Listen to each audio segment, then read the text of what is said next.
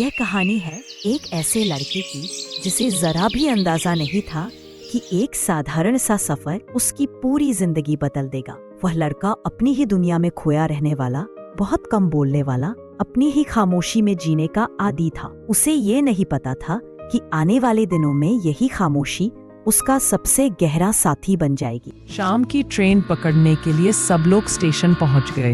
हल्की सी हवा, स्टेशन की हलचल, लोगों की आवाजें, सब कुछ एक अजीब सी उत्सुकता जगा रहे थे। यह कहानी उत्तर प्रदेश के एक छोटे से शहर में रहने वाले उस शांत स्वभाव के लड़के की है।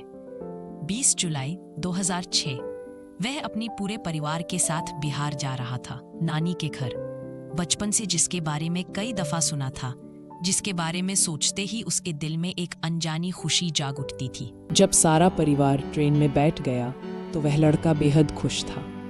रात भर का सफर और अगली सुबह नए शहर की महक। सुबह जब ट्रेन बिहार के स्टेशन पर रुकी तो उसने देखा उसके परिवार को लेने कई लोग आए हुए थे।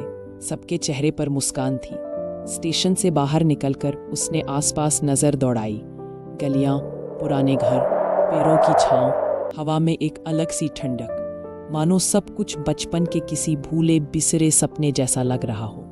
और उस पल उसे ऐसा महसूस हुआ जैसे खामोशी भी रुककर उससे पूछ रही हो, क्या तुम इसी क्षण का इंतजार कर रहे थे? मगर उसे कहाँ पता था कि उसके साथ वो होने जा रहा है जो उसने कभी सोचा भी नहीं था।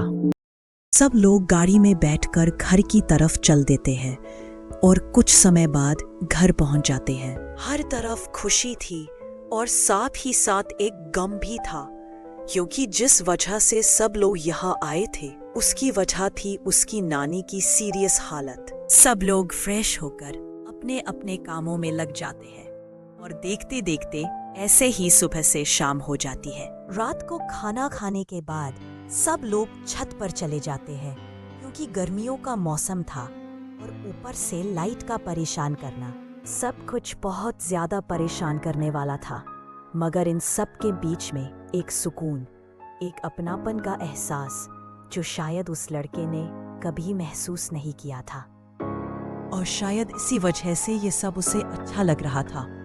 से ही करते करते कुछ दिन गुजर जाते हैं और फिर आती है वो सुबह जहाँ से उस लड़के की पूरी जिंदगी बदलने वाली थी। और वो पल जिसका अफसोस लड़के को आज तक होता है।